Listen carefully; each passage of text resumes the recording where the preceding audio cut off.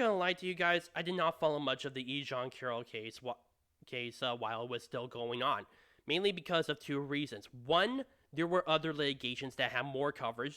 For example, the district attorney of New York, Alvin Bragg, trying to convict Donald Trump over the supposed Stormy Daniels hush money case. And two, when I first heard about the details in regards to what this civic case was about, I disregarded it because it was based upon a rape that supposedly occurred in the mid 1990s. Here's my perspective.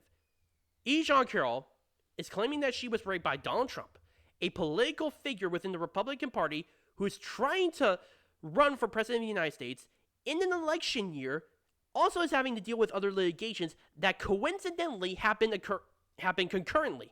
Gee, I don't think that this has anything to do with any political motivation whatsoever. Yeah, that's sarcasm, by the way. And it's just, already, it's very, very flimsy from the 1990s. And yet, and it's just, all this is based on is he said, she said evidence. From what her story is, she was trying to look for a gift for one of her friends. Then she met with Donald Trump, had a small talk, and mentioned about trying to find a gift for her friend. And then he said we should go to the lingerie section to get something for her. And then once they did, Donald Trump apparently according to her, made the comment of trying that lingerie on, and she did in the dressing room. And Donald Trump came in, and this did not set up alarm bells for her, and then she was raped. She does mention that she fought, but did not scream, which is completely weird. Already, this story does not make sense. Already, it does not make any sense. And this is just, oh, man. Again, no eyewitness evidence. And apparently, I did not know this until very recently. This is the same woman who was on CNN who said she thinks most people think rape is sexy. Her words. And you can see the footage for yourself that Anderson Cooper was like, oh crap, this damages both CNN as well as her, and immediately said, we need to go to commercial.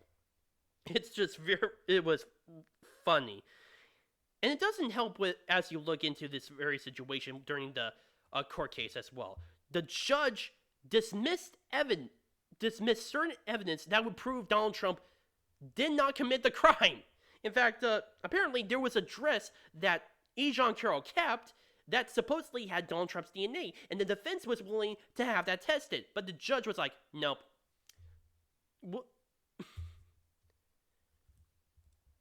Or maybe they did have that tested, and it showed that it did not have Donald Trump. But either way, the judge disregarded that evidence. Plus, it did not help with the fact that the judge himself was completely biased, because when he was give the orders to have an anonymous jury, he made the decision because Trump lashes out at people who judge him. Yeah, that has no political motivation whatsoever from the judge. And of course, it's a Clinton-appointed judge, from what I understand. Oh, man. Plus, the very fact that this case came up is just should set off alarm bells to the point where you should, in all honesty, you should not. In my personal opinion, I don't think that this entire story is credible, not one bit.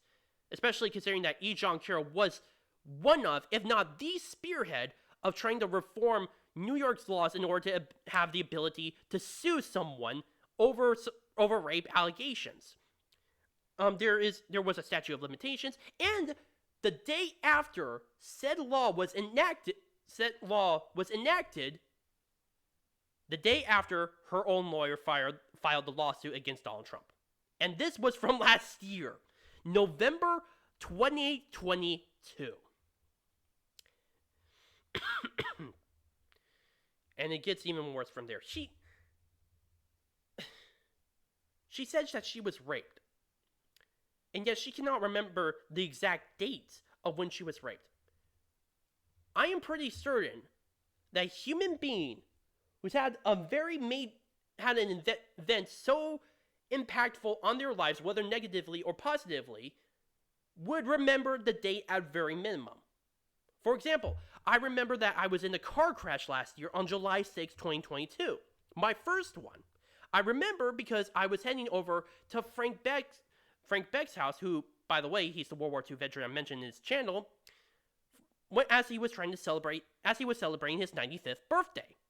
By the way, he's going to be celebrating his 96th birthday this year. And it's just, already, I cannot take this seriously. Maybe she, if this had happened, I would admit that maybe some of the stories she could not remember, but the date, I'm pretty certain. I am pretty 100% certain that no person would be able to forget something like that. Now, of course, we get into the part of the verdict. The jury said that E Jean Carroll did not bring up beyond a reasonable doubt that Donald Trump had raped her in the mid-1990s. Yet Donald Trump has to pay her $5 million for defamation and sexual battery, which does not make any sense. How can he not be guilty of rape, yet having to pay $5 million for defamation and, of course, for sexual battery? It does not make any sense. It really, really does not. In fact, E Jean Carroll should be the one to pay Donald Trump. Because considering that this was the major core of her case, that she accused Donald Trump of rape, that alone, basically, the fact that the jury alone said that she did not prove beyond a reasonable doubt that this occurred, should go to show that it's possible that she was defaming him. But honestly, oh man, it goes to show that this was an entire, this was nothing more than a kangaroo court. Donald Trump was guilty before he even set foot in the courtroom. I mean, it's in New York, for crying out loud. And I am willing to bet that Donald Trump will get an appeal. He's actually mentioned that he is trying to file for an appeal.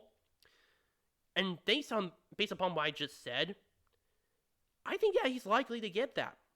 Very, very likely.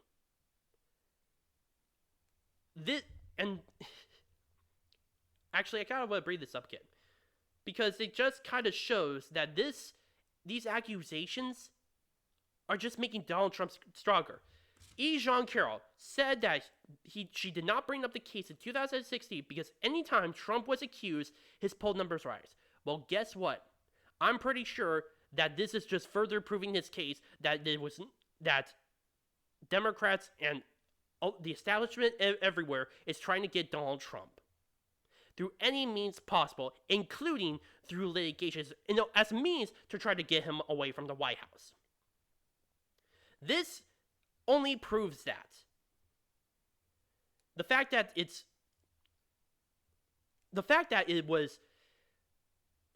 with all these statements that I just mentioned only shows that, hell, even if you did not know much about the E Jean Carroll case, like you had none of these notes mentioned to you, the fact that it's parallel to that of what is going on with Alvin Bragg and a few other litigations that may involve Donald Trump, that will or may involve Donald Trump, only goes to show that it's only further proving his point. People are more rallying to Donald Trump. And it's not just Republicans. It's not just MAGA supporters. It's independents. And they don't like the idea of a major political candidate being potentially charged because he's a major threat. Honestly, this verdict is not going to change people's minds. This is just going to make Donald Trump stronger. Now, whether or not he will get the presidency is up for debate. But I do know this. The establishment, E Jean Carroll, Alvin Bragg, all they're doing is building Trump's case and his point. And he may use that. And he will definitely use that as a way to get the nomination. Definitely 100%. Just like the CNN town hall meeting. But he may also use this to further show that not only is he an outsider, but the establishment, the swamp, will do everything in their any way possible to get rid of him. He is just, as he said before, they are after you. I'm just in the way. My name is Noah Meehan, the Yog Truth. Please support the comment section down below or directly message me. Also, if you have any issues regarding my videos, such as how I do my improv or any improvements I should make, please post them down in the comment section down below or directly message me. Thank you.